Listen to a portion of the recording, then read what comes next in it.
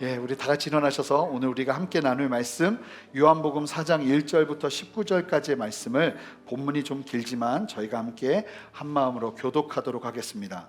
요한복음 4장 1절부터 19절까지의 말씀입니다. 저희 순전한 교회는 항상 성경책을 꼭 들고 오실 것을 말씀드립니다. 정죄하기 위함은 아닙니다. 자유함 가운데 우리 성경책 함께 1절부터 19절까지 말씀을 함께 교독하겠습니다.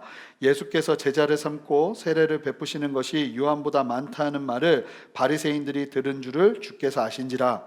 예수께서 친히 세례를 베푸신 것이 아니요 제자들이 베푼 것이라. 유대를 떠나사 다시 갈릴리로 가실새 사마리아를 통과하여야 하겠는지라. 사마리아에 있는 수가라 하는 동네에 이르시니 야곱이 그 아들 요셉에게 준 땅이 가깝고 거기 또 야곱의 우물이 있더라. 예수께서 길 가시다가 피곤하여 우물 곁에 그대로 앉으시니 때가 6시쯤 되었더라.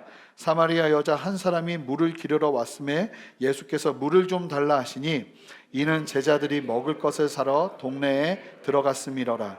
사마리아 여자가 이르되 당신은 유대인으로서 어찌하여 사마리아 여자인 나에게 물을 달라 하나이까 하니 이는 유대인이 사마리아인과 상종하지 아니함이러라.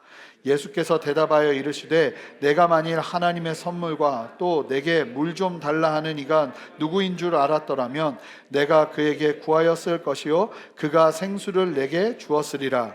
여자가 이르되 주여 물 기를 그릇도 없고 이 우물은 깊은데 어디서 당신이 그 생수를 얻겠사옵나이까.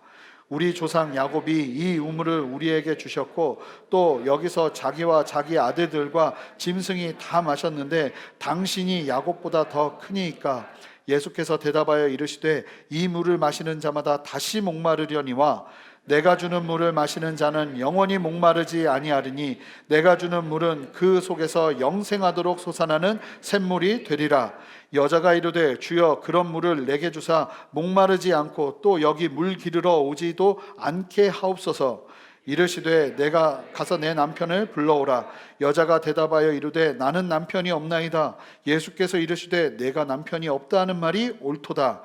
너에게 남편 5이 있었고 지금 있는 자도 내 남편이 아니니 내 말이 참되도다. 함께 읽겠습니다. 여자가 이르되 주여 내가 보니 선지자로 소이다. 아멘. 자리에 앉으시겠습니다. 함께 기도하고 말씀 나누겠습니다. 하나님, 오늘 이 시간 주님을 사모함으로 이 자리에 나오신 성도님 한 분 한 분을 주님 기뻐하시는 주님을 찬양합니다. 그냥 돌려보내지 마시고 이때 필요한 말씀과 주님의 은혜로 가득 채우셔서 세상에서 능히 주님의 뜻을 이루는데 부족함 없도록 주의 넘치는 은혜로 함께하여 주시옵소서. 하나님과의 깊은 친밀을 누리며 주님 앞에 더 가까이 나가는 이 시간 되기를 원하오니 주여 우리 눈앞에 보여 말씀하시는 것처럼 저를 감추시고 오직 예수 그리스도의 존귀하심만 드러나는 시간 되게 역사하여 주시옵소서. 감사드리며 예수 그리스도 이름으로 기도합니다. 아멘. 3주 만에 다시 주일 강단에 서게 되니 감사한 마음도 있고 2주 동안 또 다른 목사님들 오셔서 말씀 전해주시고 하는 걸 보면서 우리 성도님들에게도 또 다른 말씀을 경험하고 또 그 말씀 가운데 은혜를 받을 수 있는 것이 얼마나 큰 은혜인지 모르겠다는 생각이 들었습니다. 그리고 또 막상 또 2주를 이게 아래서 예배 드려보니까 여기서 이렇게 말씀 전하는 게 굉장히 감사한 일이구나 하는 것도 생각이 들어서 오늘 아침에 계속 말씀 준비하고 다시 한번 확인하면서 기대하는 마음으로 왔습니다. 오늘 말씀을 시작하기에 앞서서 한 가지 조금 의아하실 수 있지만 좋은 스마트 어플을 앱을 하나 소개해 드리려고 합니다. 더 초우슨이라고 치시고 찾아보시면 여러분들이 어플을 보실 수 있을 텐데요. 그 어플에 들어가면 지금 보시는 요런 느낌의 어플입니다. 이 어플을 딱 다운 받으시면 뭐가 있냐면 한글 자막까지 있는 요한복음 1장부터 4장까지의 스토리를 드라마로 그대로 재현해서 영화로 만들어 놨는데 너무너무 좋아요. 그래서 참 얼마나 감사한 건지 우리가 순전한 교회가 요한복음 강해할 것을 아시고 주님께서 글로벌하게 우리가 지금까지 나눈 말씀과 이제 3주간 보게 될 요한복음 4장의 내용을 우리가 이 에피소드 8개로 되어 있습니다. 그리고 앞으로 그 다음의 내용들도 만들고 있는데 굉장히 감사한 것은 무료예요. 무료고 여러분들이 은혜가 되시면 기부를 할 수 있고 보니까 그 기부금으로 드라마를 다음 편들을 만들더라고요. 그래서 돈이 채워지면 드라마 만들고 또 다른 에피소드 만들고 이러면서 드라마를 만드는데 여러분들 꼭 보시면 좋겠고, 특별히 이 요한복음을 니고데모와 예수님의 대화는 정말 엄청난 감동이 있습니다. 그래서 여러분들 보시면서 우리가 들었던 요한복음의 말씀과 또 앞으로 또 3주간 듣게 될 이 요한복음 4장까지의 말씀을 어떻게 보면 드라마가 또 사람의 생각을 통해서 또 만들어진 것이기 때문에 완전한 하나님의 말씀이라 볼 수는 없지만 우리가 예수 그리스도를 더 가까이 이해할 수 있는 좋은 길이 될 거라는 생각이 듭니다. 그래서 더 chosen 해가지고 쳐보시고 선택받은 자, 선민 그런 뜻입니다. 그래서 찾아보셔서 꼭 어플 받으셔서 방학이잖아요. 아이들과 함께 보시면 굉장히 좋을 것 같아요. 자, 그러면 오늘 우리가 함께 나눌 말씀을 살펴보도록 하겠습니다. 예수님의 세례 사역이 묘한 긴장감을 형성하였고 이로 인해서 바리새인들이 가뜩이나 경계하였는데 더 경계하는 분위기가 조성됐습니다. 그러자 예수님께서는 아직 이 땅에서 하셔야 될 사명이 남아있기에 더 이상 유대에 머무시면서 이 유대 종교 지도자들과 갈등을 더 극대화하는 것을 막기 위해 예수님은 떠날 것을 결정하십니다. 1절부터 3절까지를 그냥 눈으로만 보시면 예수께서 이제 제자를 삼고 세례를 베푸시는 것이 요한보다 많다는 말을 바리새인들이 듣고 주께서 움직이기로 결정하세요. 근데 이제 설명을 저희가 나눴지만 예수님이 직접 세례를 베푸신 것이 아니었죠. 예수님의 제자들이 세례를 베풀었음에도 불구하고 사람들이 너무나 많이 찾아온 거예요. 그러자 예수님은 이제 더 이상 이 갈등을 지속할 수 없으셨기에 이제 유대를 떠나 예수님께서 예루살렘으로 오시기 전에 이사하셨잖아요. 가버나움으로 이사하셨거든요. 갈릴리의 북서쪽에 위치한 가버나움으로 이사하셨기 때문에 이제 그 가버나움으로 다시 돌아가기로 결정하십니다. 이제 예수님은 유다에서 예수님께서 예루살렘에 오시기 전에 이사하신 가버나움으로 향하기로 결정하셨어요. 그런데 유대 예루살렘 인근에서 갈릴리 가버나움까지 가시기까지는 반드시 거쳐야 하는 곳이 있었습니다. 거기가 어디냐면 바로 사마리아 땅입니다. 우리 함께 4절 말씀을 읽어보겠습니다. 함께 읽겠습니다.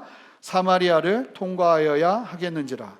여러분, 예수님께서 이제 유대 땅에서 갈릴리 가버나움으로 가시기 위해서 이동하셔야 되는데 이 사마리아를 통과하겠다고 예수님께서 말씀하시기 시작하는 거예요. 사마리아를 통과해야 한다고 했어요. 이스라엘 사람들, 유대인들에게 있어서는 이 사마리아는요 사실은 경멸의 대상이었습니다. 이 사마리아 사람들이 왜 이토록 유대인들에게 경멸의 대상이 되었냐면 원래 사마리아 지역은요 과거 북이스라엘의 수도였습니다. 그리고 북이스라엘 사람들이 살고 있던 곳이었어요. 그런데 북이스라엘이 아수르라는 대제국에 의해서 멸망을 당하게 되죠. 그리고 아수르는요 민족 말살 정책을 식민지에서 펼칩니다. 그래서 북이스라엘에서 유력하고 똑똑한 사람들을 다 잡아서 강제 이주를 시킵니다. 다른 지역으로. 그러면 사람들이 빠졌잖아요. 그 빠진 자리에 누구를 데리고 오냐면 이방인들을 또 강제 이주해서 이 북이스라엘 사마리아 지역에다 놓은 거예요. 그러면서 어떤 일이 벌어졌냐면 이스라엘 사람들이 이방인과 혼인하도록 합니다. 그러면서 민족성을 흩어버리는 정책을 쓴 거예요. 그래서 사마리아 지역에 유대인과 이방인들 사이에서 혼혈 민족이 생기기 시작했는데 그 혼혈 민족이 누구였냐면 바로 이 사마리아 사람들이었어요. 그런데 아시는 것처럼 이 사마리아 사람들이요 그 다음에 자기들이 정착하고 위치를 파악하고 확인하고 잘 살기 위해서 유대 사람들, 이스라엘 사람들을 끊임없이 박해합니다.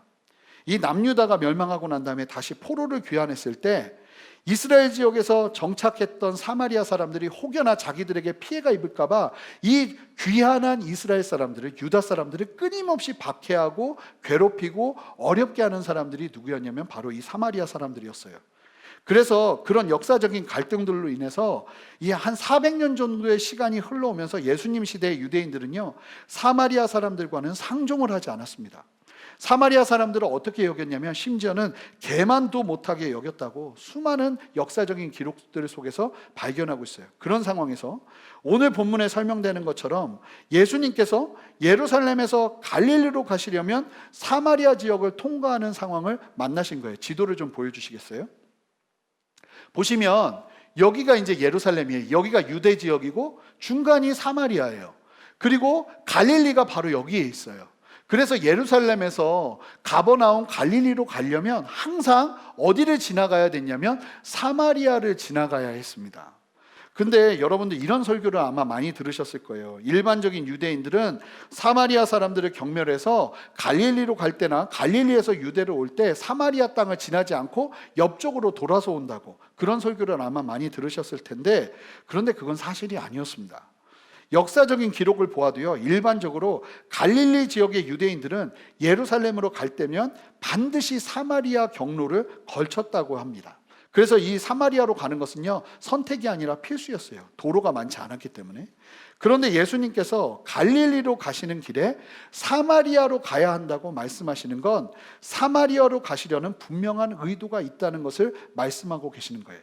그냥 말하지 않아도 갈릴리로 가자 하면 사마리아를 거쳐야 됩니다. 그런데 예수님께서 그 길에 사마리아로 가야 한다고 말씀하시는 거예요. 만약에 예를 들어 보겠습니다. 만약에 우리가 대전에 가려 하면 경부고속도로를 타고 가려고 할 때 수원도 지나고 천안도 지나죠. 그런데 대전을 가는 길에 천안도 가야 한다고 하는 건 무슨 얘기예요? 천안에 일이 있는 거예요. 대전을 갈 때 천안을 지나고 수원을 지나는 걸 사실은 이야기하지 않죠. 대전을 가야 되는데 천안을 가야 된다고 이야기한다면 천안에 일이 있는 거예요. 예수님께서 자 이제 우리 유대에서 갈릴리로 가자 얘기하고 말씀하시는데, 갈릴리로 가시는데 뭐라고 말씀하시냐면 사마리아도 가야 된다고 말씀하신다면, 통과해야겠다고 말씀하신다면 무슨 얘기예요? 예수님께서 지금 사마리아로 가셔야 될 이유가 있다는 거예요.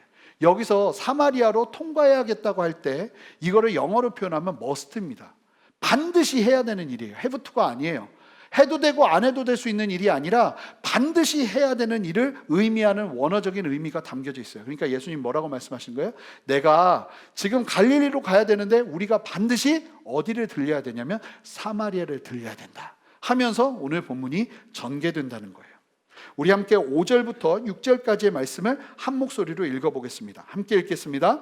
사마리아에 있는 수가라 하는 동네에 이르시니 야곱이 그 아들 요셉에게 준 땅이 가깝고 거기 또 야곱의 우물이 있더라. 예수께서 길 가시다가 피곤하여 우물 곁에 그대로 앉으시니 때가 6시쯤 되었더라. 그렇게 출발하신 예수님과 제자들 일행은요, 드디어 사마리아 수가라 하는 동네에 이르게 됩니다. 예수님께서 세례 요한과 같은 지역에서 세례를 베푸시고 사마리아 수가에 이르셨다면요, 당시 로마의 도로로, 요즘은 너무 잘 돼 있어서 그 당시에 로마 도로의 경로까지도 다 파악할 수 있어요. 자료들이 잘 정리돼서. 근데 그 도로의 그 거리를 계산해 보니까요, 약 64km 정도가 됩니다. 그러니까 예수님께서 지금 수가성 사마리아인들이 있는 그 수가성까지 이르시기까지 64km를 이동하신 거예요. 이거는요, 하루 반 정도를 꼬박 걸어야 도착할 수 있는 거리예요. 그래서 6시쯤 도착했다고 말씀하시는데, 유대의 시간을 오늘날 우리의 시간으로 바꾸면 6시는 정오 12시를 의미합니다. 그러니까 하루를 다 달리고 잠시 잠을 자고 그리고 아침부터 새벽부터 열심히 달려서 도착한 곳이 바로 이 수가성이었던 거예요. 그리고 너무나 힘든 나머지 예수님은 도착하셔서 야곱의 우물 곁에 앉아서 쉬고 계셨어요.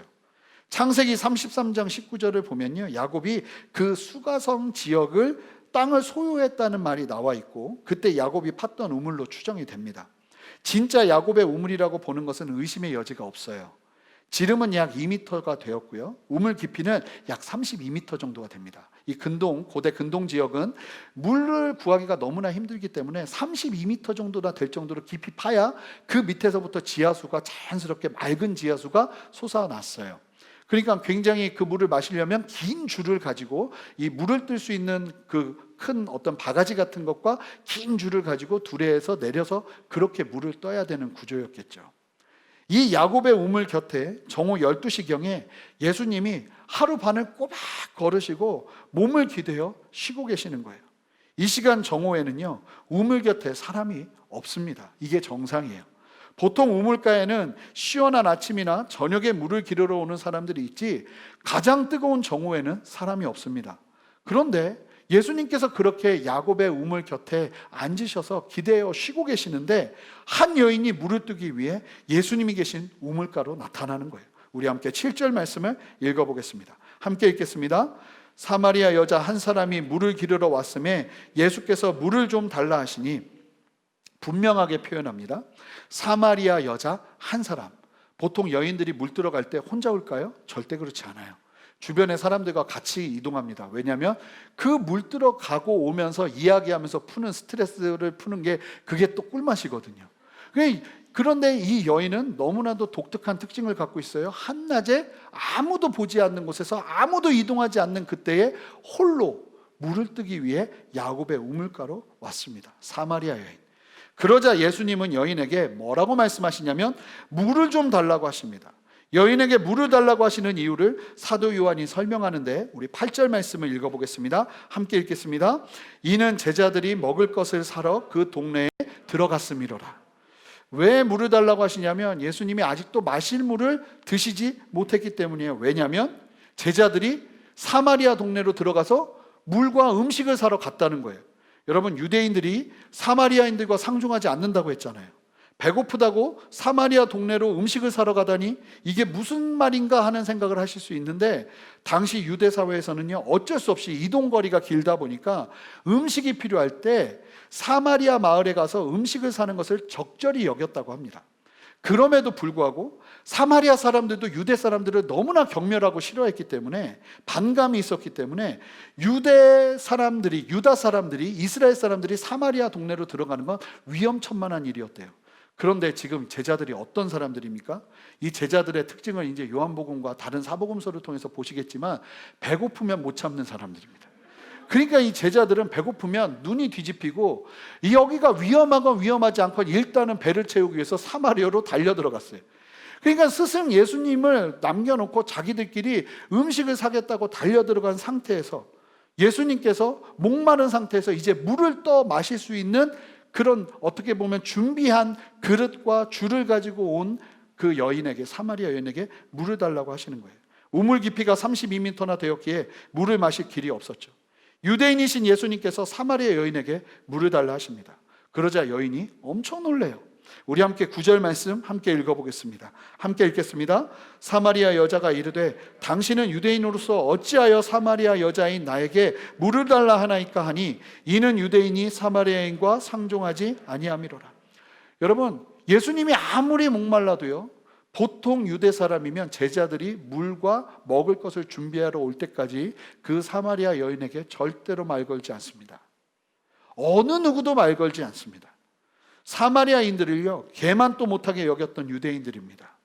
유대인들에게 욕이 뭐였는지 아십니까? 모욕. 유대인들에게 제일 큰 욕, 사마리아인 같은 놈, 이러면 제일 큰 욕이에요. 그러니까 그 정도로 이 유대인과 사마리아의 갈등 관계는 굉장히 심각했어요.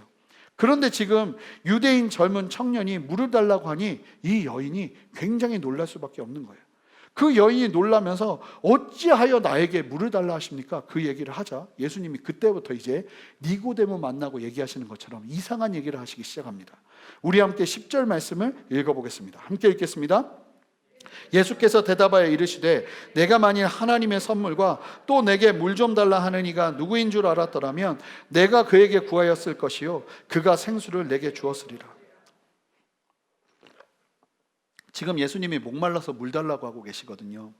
그런데 갑자기 그 여인이 어찌 나에게 물을 달라 하십니까? 얘기하니까 갑자기 예수님이 뭐라고 말씀하시냐면, 사마리아 여인이 하나님의 선물을 알고, 지금 여인 너에게 내가 말하고 있는데 네가 누군지 정말 안다면 오히려 네가 나에게 물을 달라고 했을 거라고.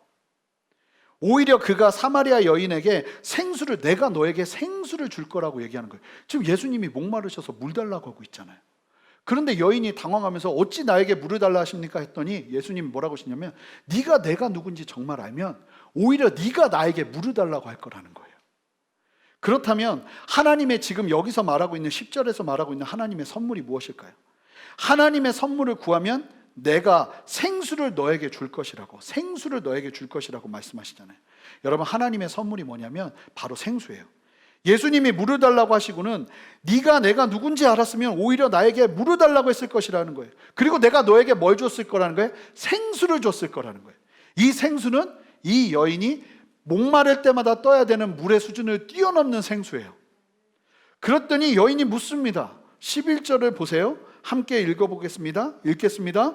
여자가 이르되 주여 물기를 그릇도 없고 이 물은 깊은 데서 어디서 당신이 그 생수를 얻겠사옵나이까? 내가 너에게 생수를 주겠다는데 지금 예수님 손에 생수가 있을까요? 없을까요? 없어요. 아무것도 가지고 있지 않아요. 오히려 예수님 어떤 분이에요? 지금 목말라가지고 힘이 없어가지고 비실비실하고 야곱 우물가에 앉아 계셨던 분이에요. 그런데 그 여인에게 뭐라고 말씀하시냐면 내가 너에게 생수를 줄 거다 하는데 어떤 도구도 없어요. 32m나 되는 우물에서 물을 떠마실 수 있는 도구도 없어요. 길도 없어요. 방법도 없어요. 그러니 당연히 여인과 대화하시는데 마치 니고데모와 대화하시는 것처럼 영적인 메시지를 지금 던지고 계시는 거예요. 물 얘기하는 거 아니에요. 짐작하시는 것처럼 예수님은 우리가 아는 생수를 이야기하시는 것이 아니죠. 그런데 이 여인은 이 이야기를 들으니까 당연히 어떻게 해석합니까? 1차원적으로 해석하죠. 물을 말씀하시니 자신이 아는 H2O 물로 오해했어요. 그러니 여인이 11절처럼 말하는 거예요. 게다가 예수님이 지금 어떻게 얘기하시냐면 갑자기 그 비시비시하다 하던 젊은이가 갑자기 물을 달라 하니 내가 너에게 생수를 주겠다고 하면서 말씀하시는데 너무나 자신 있게 너무나 위험 있게 말씀하시기 시작하는 거예요. 네가 나를 알았으면 나에게 네가 오히려 물을 달라고 했을 거라고. 그리고 내가 너에게 생수를 줄 것이라고. 그러니까요, 여인이 12절을 보면요, 비웃습니다. 우리 함께 12절 말씀 읽어보겠습니다. 함께 읽겠습니다. 우리 조상 야곱이 이 우물을 우리에게 주셨고 또 여기서 자기와 자기 아들들과 짐승이 다 마셨는데 당신이 야곱보다 더 크니까. 당신이 야곱보다 더 크냐는 거예요. 기가 막힌 거예요, 이 여인이. 너무나 자신 있게 이 야곱의 우물보다 더한 생수를 내가 너에게 주겠다고 말씀하시니까 아니 자기 몸도 힘들어서 우물가에 기대에 앉아있던 당신 아니냐고 어이없다는 듯이 이 여인이 말하기 시작하는 거예요. 그러자 그 여인의 비웃음에 예수님은요 어떤 반응도 하지 않으시고 이제 예수님은 이 여인과 해야 될 일을 하시기 시작하십니다. 여러분, 예수님께서 수가성에 들어가셔야 되는 이유는 이 여인 때문입니다. 조금 있다가 이제 말씀을 마치면서도 나눌 텐데 이것은 너무나 귀한 하나님이 우리에게 주시는 용기와 힘을 얻게 하는 메시지가 돼요. 우리 함께 13절 14절 예수님께서 말씀하시는 말씀을 함께 들어보겠습니다. 함께 읽겠습니다. 예수께서 대답하여 이르시되 이 물을 마시는 자마다 다시 목마르려니와 내가 주는 물을 마시는 자는 영원히 목마르지 아니하리니 내가 주는 물은 그 속에서 영생하도록 솟아나는 샘물이 되리라. 여러분, 예수님께서 갑자기 뭐라고 말씀하시냐면 당신은 물도 없는데 아무것도 가지지 않았는데 당신이 야곱보다 큽니까? 그랬더니 예수님이 이 우물을 가르치시면서 이 우물을 마시는 사람들은 누구든지 목마르려니와 내가 주는 물을 마시는 자는 영원히 목마르지 않으리니 내가 주는 물은 그 속에서 영생하도록 솟아나는 샘물이 될 것이다. 영생하도록 솟아나는. 네가 말한 위대한 야곱이 파놓은 우물을 먹는 자마다 다시 목말라서 물을 마시게 되겠지만 내가 주는 물을 마시는 자는 영원히 목마르지 아니할 것이라고 말씀하시는 거예요. 내가 주는 물은 그 속에서 영생하도록 솟아나는 샘물이 되리라고 말씀하시는 거예요. 근데 이 말씀을요 잘못 이해해서 어떻게 생각하냐면 예수 믿으면 항상 이렇게 물이 막 가득 차서 항상 풍부해서 목마르지 않고 항상 그 물 속에서 감사와 평안과 찬송이 넘치는 삶을 사는 것이라고 이렇게 도전하는 목사님들도 계시고 이렇게 이해하시는 분들도 계세요. 자, 예수님께서 주시고자 한 내가 내게 주는 물은 바로 성령의 생수죠. 성령으로 말미암아 복음을 깨달아 영생하게 되는 거듭남의 생수를 의미하는 것입니다. 그리고 예수님께서 주시는 생수를 경험하면 영원히 목마르지 않을 것이라고 그 속에서 영생하도록 솟아나는 샘물이 되리라고 말씀하세요. 물과 성령으로 거듭난 사람은 영원히 목마르지 않을 것이라고 말씀하시는 거예요. 이 말씀이 무슨 뜻인가요? 예수님을 믿으면 부족함을 느끼지 않고 항상 만족함을 느끼며 살아간다는 말인가요? 여러분 정말 그렇습니까? 예수님 믿으니까 정말 부족함이 느껴지지 않나요? 물론 우리가 믿음으로 항상 부족하지 않습니다라고 고백하지만 우리는 실제적으로 부족함을 느끼잖아요. 이게 무슨 말일까요? 예수님 믿고 나니 더 이상 부족함을 느끼지 않는 것이 아니에요. 그런 사람이 어디 있겠습니까? 이 말씀은 그런 이야기가 아니라 주님이 주시는 물은 영생을 지속하도록 하는 생명수라는 거예요. 우리가 하나님의 관계를 지속하기 위해서 예전에는 임시적인 구약의 제사를 드려야 했죠. 몇 때마다 잡아야 됐어요. 마치 물을 몇 때마다 마셔야 되는 것처럼 말이에요. 그런데 예수 그리스도의 십자가의 보혈이 완전한 우리에게 영생의 길을 열어서 우리가 믿음으로 말미암아 얻게 된 생명수는 우리 안에 영원히 살아서 더 이상 몇 때마다 제물을 드리지 않아도 언제나 하나님을 찬양하고 하나님을 예배할 수 있는 영원한 생명의 길을 주께서 여신다는 그 의미를 말씀하고 계시는 거예요. 물질적인 물은 계속 떠마셔야 하는 것처럼 예배도 예전엔 그랬죠. 구약의 예배는 끊임없이 때때마다 제물을 드려야 했습니다. 그런데 예수님의 생명이 우리 안에 살아있게 되면서 우리는 더 이상 제물이 필요하지 않아요. 단번에 더 이상 제물을 드리지 않아도 우리의 죄가 사해지는, 마치 물을 뜨러 더 이상 가지 않아도 되는 것 같은 그런 완전한 하나님의 일하심을 경험하면서 우리가 영생의 샘물을 먹게 된 것입니다. 예수님은 그 이야기를 하고 계시는 거예요. 우리를 구원하신 예수 그리스도를 영원히 찬양하는 것만 남았어요. 이 생명수를 여러분 모두가 누리시기를 주님의 이름으로 축복합니다. 자, 그러면 지금까지의 말씀 속에서 우리에게 도전하시는 주님의 마음이 있다고 믿습니다. 여러분, 지금의 스토리를 쭉 설명해 드렸습니다. 예수님이 사마리아 여인에게 뭘 달라고 하시죠? 물을 달라 하십니다. 여러분 아시는 것처럼 이 여인은 예수님께 실제로 물을 줄 수 있었어요. 예수님이 지금 이 여인에게 다른 걸 달라고 하는 것이 아니라 그 여인이 줄 수 있을 만한 것을 달라고 하십니다. 내게 주님이 필요를 말씀하시면서 내가 너에게 너의 헌신이 필요하다, 내가 너의 어떤 도움이 필요하다고 말씀하실 때 주님이 처음에 우리에게 도전하시는 도전은요, 우리가 할 만한 거예요. 지금 이 여인에게 물을 달라고 하시는 것처럼 이 여인이 능히 줄 수 있는 것으로 주님이 우리와 접촉점을 만드신다는 거예요. 그런데 여러분 그거 아십니까? 예수님이 물을 달라 하시지만 예수님에게 정말로 필요한 건 물이 아닙니다. 오늘 본문에서 보셔서 아시겠지만 예수님은 정작 물을 얻어 마시지, 저 보시면 오늘 본문 또 내일 다음 주 본문 그 다음 주 본문까지 보시면 예수님 정말 목마르셨는데 정작 이 여인과 대화하느라고 물을 마시지 못합니다. 사실은 예수님이 이 여인에게 내가 너에게 물이 필요하다고 말씀하시면서 대화를 나누시지만 예수님이 정말 필요한 건 지금 물이 아니에요. 물 못 마시세요. 이 여인이 물도 드리지 않아요. 그리고 계속 얘기합니다. 저도 신방하면서 그런 경험을 한 적이 있는데 예수님 계속 대화하면서 나는 물을 달라고 했는데 이 생각도 하셨을 거예요. 왜냐하면 육신이셨기 때문에. 그런데 예수님이 정작 물을 얻어 마시지 못하시죠. 예수님께서 물을 달라고 하시지만 지금 잘 보세요. 예수님이 물 달라는 그 접촉점으로 그 다음에 이 여인과 무엇을 하기 시작하시죠? 대화하기 시작하세요. 예수님이 원하시는 건 물이 아니라 이 여인과의 대화예요. 여러분, 저는 오늘 말씀을 묵상하면서 주님은 우리의 헌신을 통해서 정말 우리가 뭔가 대단한 일을 하기를 원하시는 것보다 1차적으로 어떤 일을 제시하시고 그 일을 내가 너에게 했으면 좋겠다라고 도전하실 때 그 도전 속에서 우리가 해야 되는 최선은 다른 것이 아니라, 일이 아니라 관계라는 생각이 이 말씀을 통해서 너무나 많이 드는 거예요. 여러분, 여러분들을 순전한 교회로 이끄시고 예수님께서 정말로 원하시는 것이 무엇일까요?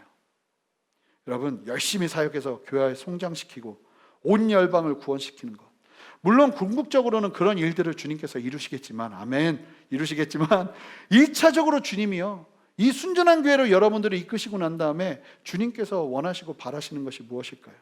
저는 제가 믿는 것은 우리가 드릴 수 있는 수준의 물을 원해서 주님께서 우리에게 물 달라고 하시는 게 아니라는 거예요. 네가 우리 교회로 왔으면 좋겠다라고 말씀해서 일시키려고 주님이 우리에게 정말 그렇게 도전하신 것이 아니라는 거예요. 여러분, 주님께서 정말 여러분들로 하여금 이 교회로 이끄셨다면 그 다음에 주님께서 하시기를 원하시는 것이 무엇일까요? 대화예요. 주님과 함께 마음을 나누는 것이에요. 주님과 함께 삶을 나누는 것이에요. 그동안 궁금했던 것을 주님께 고백하는 것이에요. 이 여인이 예수님께 만나서 예수님께 드릴 것이 있었지만 그것을 통해서 예수님께서 정말 이 여인과 하고 계시는 것은 실제적으로 물을 마시는 것이 아니라 이 여인과 대화하기 시작한다는 거예요.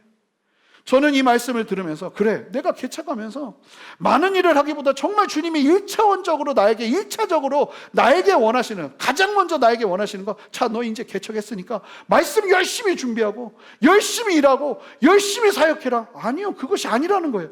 주님이 그 일을 통해서 나로 하여금 다시 한번 나를 신성케 하시면서 무엇을 하게 하시는 거예요? 주님을 바라보게 하시는 거예요. 주님이 말씀하시는 것을 듣게 하시는 거예요. 그리고 그 과정을 통해서 주님을 더 깊이 알아가게 하신다는 거예요. 여러분, 주님은 관계하며 주님을 더 알아가기를 원하시고, 주님은 먼저 우리에게 헌신하라 하시고는 정작 우리를 위해 영원한 생명수를 준비해 놓고 계시는 분이 주님이라는 사실을 기억하시는 여러분 되시길 바랍니다. 너무 웃기죠? 물 달라고 하지만 우리가 드릴 물보다 더 좋은 물을 주님께서 이미 가지고 계세요. 너에게 물이 필요하다고 말씀하셔서 소중한 물을 드리려 하지만 사실은 그 물보다 더 좋은 물을 주님은 이미 가지고 계세요. 주님께서 우리에게 헌신하라고 말씀하시고, 사역하라고 말씀하시고, 함께 일하자고 말씀하시면서 우리가 힘든 가운데 우리가 할 수 있는 최선으로 무언가를 하지만, 주님은요 사실은 우리가 드리는 것보다 더 많은 것, 더 좋은 것을 준비하고 우리를 기다리신다는 거예요. 여러분, 그분이 바로 예수 그리스도세요. 여러분, 기억하시기 바랍니다. 이 시간을 통해서 필요한 것은, 사실은 일하는 것 다른 무엇보다 먼저 필요한 것은 주님과의 대화, 주님과의 친밀한 교제라는 거예요. 이 모든 것은 내가 평생 경험했던 어떤 물보다 더 좋은 물을 누리는 길이 될 줄 믿습니다. 여러분 모두가 예수님께서 달라 하시는 그것을 반응하며 주님을 만나는 여러분 되시기를 주님의 이름으로 축복합니다.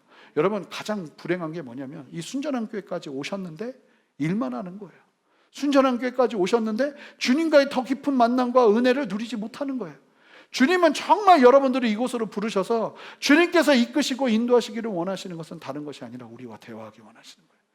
우리와 교제하기 원하시는 거예요. 우리와 말씀을 나누기 원하시는 거예요.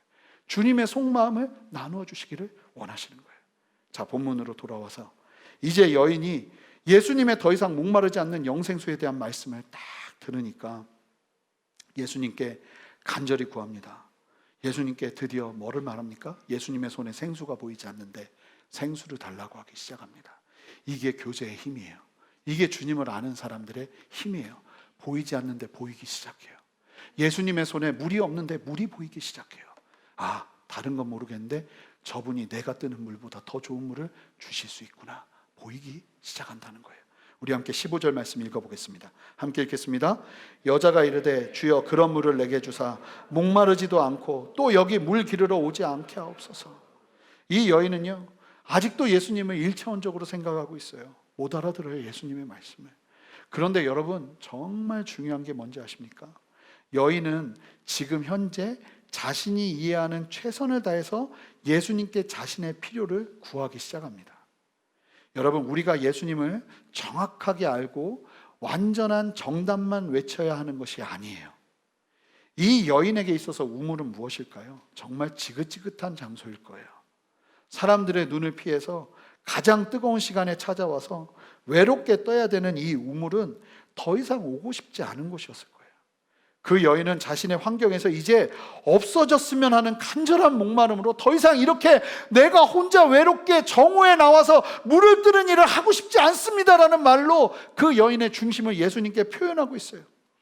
포인트는 빗나갔지만 이 여인의 지금 수준에서 최선의 간구를 지금 이 여인이 예수님께 하기 시작한다는 거예요. 보이지 않는 물을 바라보며 예수님께 구하기 시작한다는 거예요. 중요한 것은 여러분, 우리의 인생에서 주님 앞에 정답을 외치는 것이 아니라 진실하게 예수님께 나의 중심을 고백하는 것입니다. 그러면 예수님은 그 시간을 통해서 우리의 마음을 흔들기 시작하십니다. 사마리아 여인이 생수를 달라 하니 예수님께서 물으십니다. 오늘 설교 제목입니다. 생수를 달라 하니 예수님께서 생수를 주시기 전에 물으세요. 자, 무엇을 물으시는가? 16절 말씀 함께 읽어보겠습니다. 함께 읽겠습니다. 이르시되 가서 내 남편을 불러오라. 아니, 여인이 물을 달라 하니까 갑자기 예수님께서 영원히 목마르지 않는 영생하는 물, 그래 그 물을 나에게 주세요 라고 말하니까 예수님께서 갑자기 동문서답을 하십니다. 너의 남편을 데려오라는 거예요. 영원한 생명수를 달라 하니 가서 내 남편을 불러오라고 말씀하시는 예수님 말입니다. 그러자 여인은 무척이나 놀라며 예수님께 대답하기 시작합니다. 이때부터 여인은 깨지기 시작합니다. 여러분, 예수님을 만날 때, 예수님을 경험할 때 반드시 이러한 깨어짐이 있습니다. 주님께서 우리의 중심의 축을 다 흔들어 버리는 주님의 흔드심을 경험할 때가 있습니다. 이 여인은 예수님의 이 한마디, 너의 남편을 데려오라, 이 한마디에 중심이 흔들리기 시작합니다. 17절 말씀 함께 읽겠습니다. 여자가 대답하여 이르되 나는 남편이 없나이다. 예수께서 이르시되 내가 남편이 없다 하는 말이 옳도다. 남편을 데려오라 하니 이 여인이 거짓말이 아니라 갑자기 예수님께서 남편을 데려오라고 말씀하시자 예수님이 다른 분이라는 것을 알기 시작합니다. 순간적으로 중심의 이야기를 이 여인이 끄집어내기 시작해요. 그러자 예수님께 말하는 거예요. 중심을 끄집어 나는 남편이 없습니다. 그러자 이 여인의 마음을 활짝 열 수 있도록 이제 정직하게 예수님 앞에 나아가기 시작하니까 예수님께서 이 여인이 예수가 하나님이심을 알 수 있도록 초자연적인 일들을 행하기 시작하십니다. 먼저는 예수님께서 여인의 중심을 아셨고 이 여인이 남편이 없다고 한 말이 거짓말이 아니고 옳은 말이라고 하시면서 18절에 말씀하십니다. 함께 읽겠습니다. 너에게 남편 5이 있었고 지금 있는 자도 내 남편이 아니니 내 말이 참되도다. 예수님은 이전에 이 여인을 알지 못하셨죠. 이 여인은 남편이 5이나 있었고 지금 또 다른 6번째 남자와 살고 있는데 결혼을 하지 않고 동거하고 있어요. 정식 결혼을 한 것이 아니었기 때문에 남편이 없다는 말이 맞다고 하시는 거예요. 예수님께서 이렇게 말씀하시자 이 여인은 아연실세가죠. 아, 하나님이구나. 어쩌면 이분이 바로 선지자구나. 그러자 이 여인은 드디어 예수님을 본격적으로 만나기 시작합니다. 즉 여인이 예수님에게서 생수를 마시기 시작한다는 말입니다. 여자가 고백합니다. 19절 말씀 읽어보겠습니다. 함께 읽겠습니다. 여자가 이르되 주여 내가 보니 선지자로소이다. 예수님의 다름을 이 여인이 알게 됩니다. 사실 이 여인은 선지자 수준으로 예수님을 알게 된 게 아니에요. 요한복음 4장 29절을 보면 예수님과 대화를 다 나누고 마을로 돌아가서 뭐라고 말하냐면 내가 그리스도를 만났다고 그럽니다. 메시아를 만났다. 예수님께 생수를 달라고 했더니 예수님께서 말한 그 생명수를 나에게 달라고 했더니 예수께서 남편을 데려오라고 하십니다. 여인이 예수님께 생수를 달라고 합니다. 영생을 위한 생수. 자신의 문제를 해결해 줄 것이라고 여긴 그 생수. 그 생수를 달라고 하자 예수님은 너의 남편을 데려오라고 말씀하십니다. 여러분, 왜 예수님이 뜬금없이 남편을 데려오라고 이 상황에서 물 달라고 했더니 영원한 생수 달라고 했더니 그래요, 그 말씀하신 영원한 생수를 나에게 주세요 라고 이야기했더니 왜 예수님은 거기에서 생수를 주지 않고 남편을 데려오라고 하실까요? 여러분, 남편이 누구입니까? 이 사마리아 여인이 여겼던 생수입니다. 인생의 우상입니다. 그 여인에게 있어서 인생의 돌파구라고 여겼던 것이 바로 결혼이었습니다. 인생의 돌파구 말입니다. 여인이 예수님께 영생의 생수를 달라고 하니 주님께서 물으십니다. 너의 남편을 데리고 와라. 네가 생수라고 여겼던 그것을 다시 한번 생각해봐라.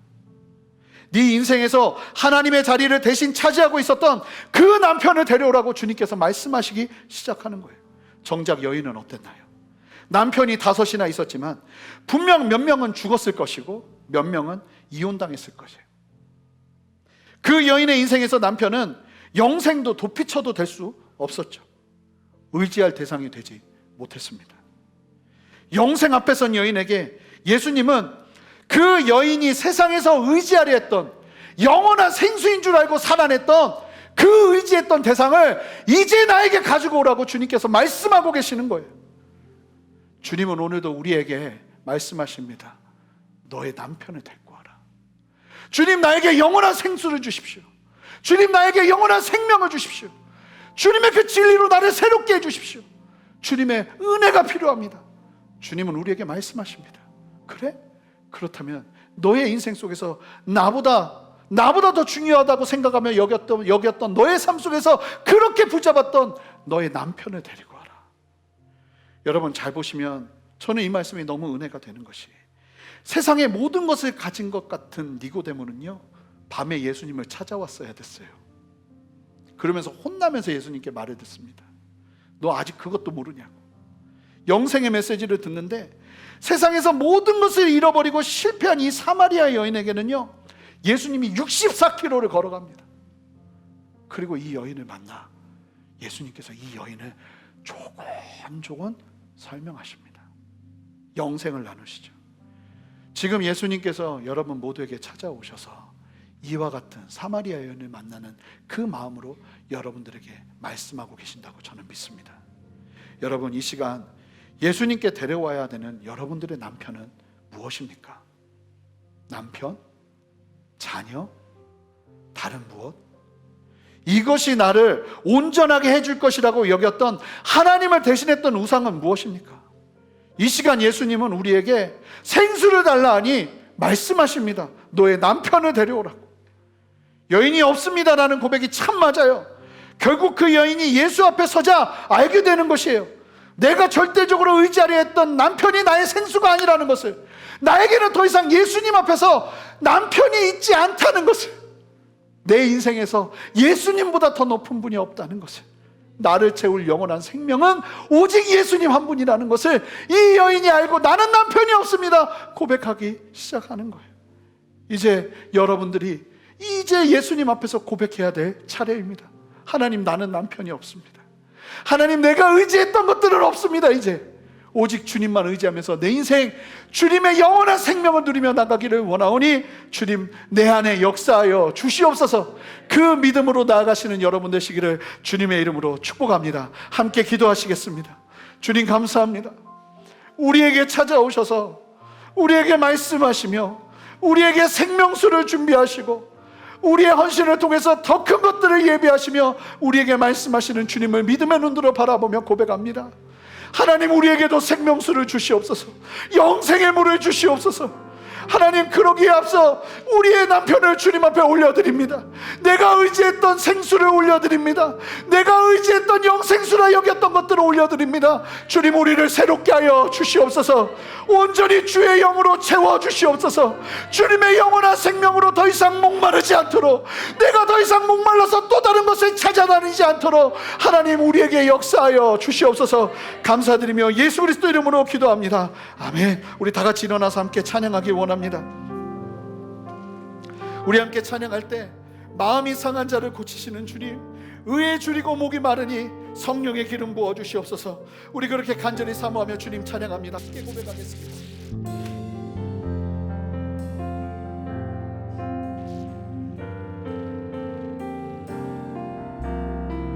우리 함께 고백합니다. 마음이 상한 자를, 마음이 상한 자를 고치시는 주님, 하늘의 아버지, 하늘의 아버지, 나를 주관하소서. 의의 길로 인도하사 자유케 하소서. 아멘. 새 일을 행하사 부흥케 하소서. 고백합니다. 의에 줄이고 목이 마르니 성령의 길을 부소서. 의에 줄이고, 의에 줄이고 목이 마르니 내 잔을 채워 주소서. 성령으로 채우사 주보게 하소서.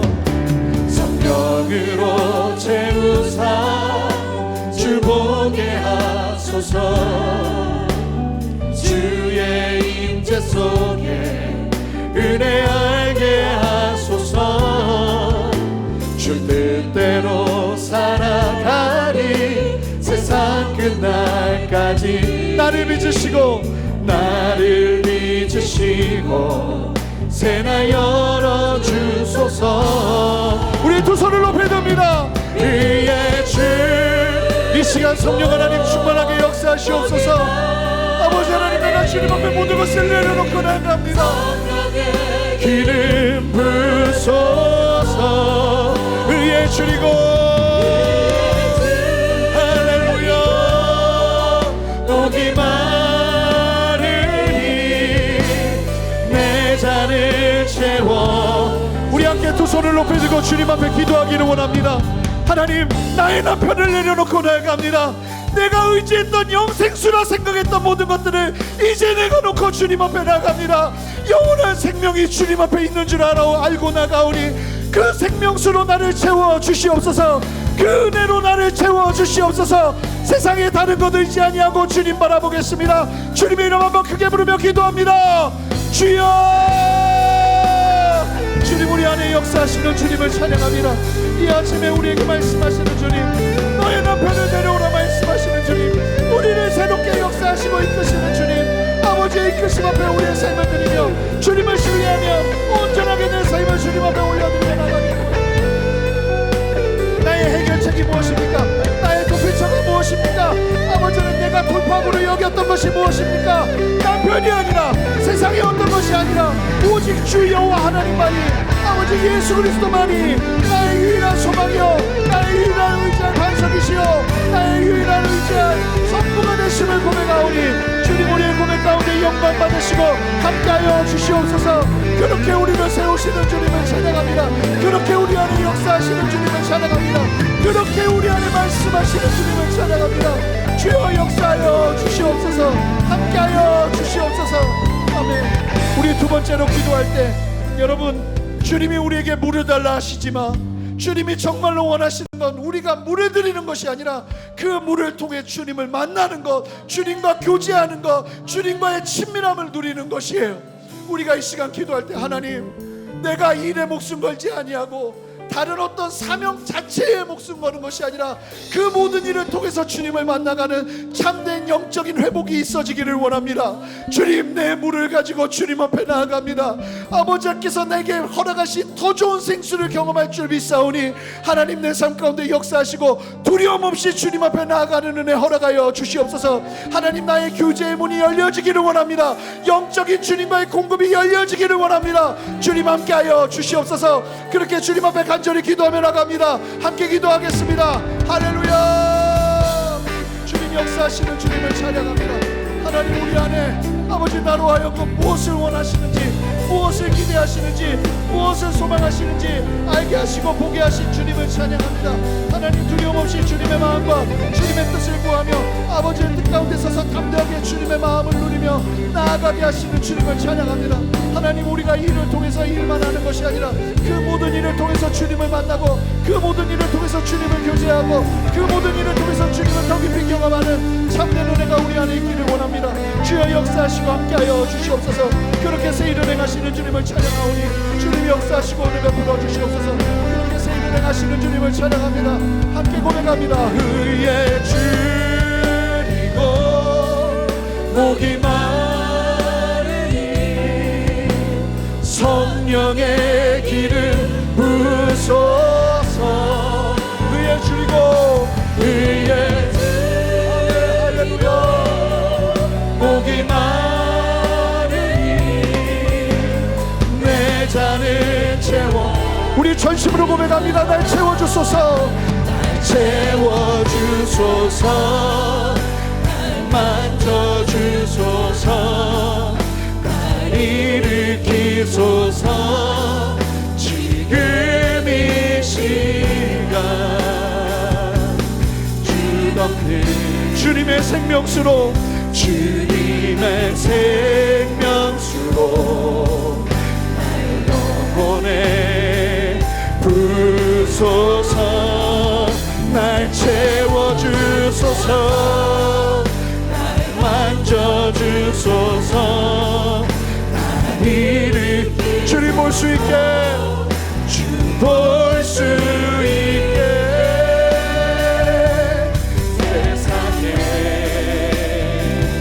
누구도 채울 수 없는 나의 마음을, 우리 다시 한번 전심으로 두 손을 높이 들고 고백합시다.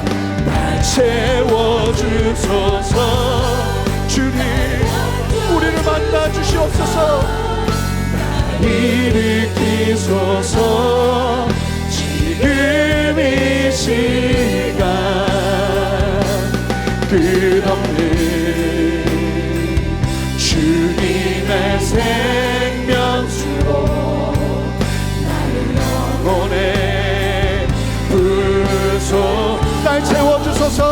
채워주 주소서 날 만져주소서 날 일으키소서 주 볼 수 있게 세상에 아멘 누구도 채울 수 없는 나의 마음을 채우소서. 주님 이 시간 우리에게 찾아오셔서 언제나 영원한 생명수를 준비하시며 우리에게 너의 남편을 데려오라 말씀하시는 주님을 믿음의 눈으로 바라봅니다. 영원한 생명수, 그 주님의 영원한 은혜의 단비를 경험하기 위해 내가 해결해야 될 남편의 문제, 내가 주님보다 더 높게 여기고 더 귀하게 여겼던 나의 우상의 문제, 주님보다 더 의지했던 나의 대상의 문제, 그 모든 것들을 주님 앞에 온전히 해결하며 주 앞에 나아가는 참된 은혜가 이 자리에 우리 함께 예배하는 모든 성도들의 삶 가운데 있기를 원합니다. 주여 이 시간 만지시고 새롭게 하여 주셔서 더 이상 나에게는 남편이 없습니다. 주님 나의 생수가 되어 주시옵소서라는 고백 가운데 역사하시는 주님의 능력을 보게 하여 주시옵소서. 주님이 우리를 부르셔서 가장 먼저 원하시는 것이 무엇인지 다시 한번 깨달아 알게 하시고 일하는 것보다 다른 어떤 것보다 주님을 더 깊이 만나 주님과 교제하며 주님과 함께 거하는 그 참된 기쁨을 우리 모두가 누리며 회복하는 은혜 허락하여 주시옵소서. 감사함으로 주님 앞에 드리는 주님의 헌물을 주님 기뻐 받아주시고 코로나의 어려움 속에서 정말로 두려움 없이 믿음으로 담대하게 믿음의 걸음을 걸어내는 그 걸음이 추호도 연약하여지지 않도록 주님 채우시고 역사하시는 주님의 놀라운 능력을 보게 하여 주시옵소서. 이제는 우리 주 예수 그리스도의 크신 은혜와 아버지 하나님의 무한하신 사랑과 성령의 내주하시며 교통하시는 신실한 역사하심이 오늘 말씀을 기억하며 우리에게 영원한 생명수를 준비하시며 우리를 만나시는 그 주님을 마음껏 만나 그 생수를 경험하며 더 이상 목마르지 아니하는 주님의 그 생명의 역사를 함께 누리기를 소망하는 이 자리에 계신 모든 성도님들과 성도님들의 가정과 직장과 삶의 모든 터전 위에 그리고 사랑하는 순전한 교회와 이 땅의 모든 교회들과 이 나라와 온 열방 위에 이제로부터 영원토록 함께 하시기를 간절히 축원하옵나이다. 아멘.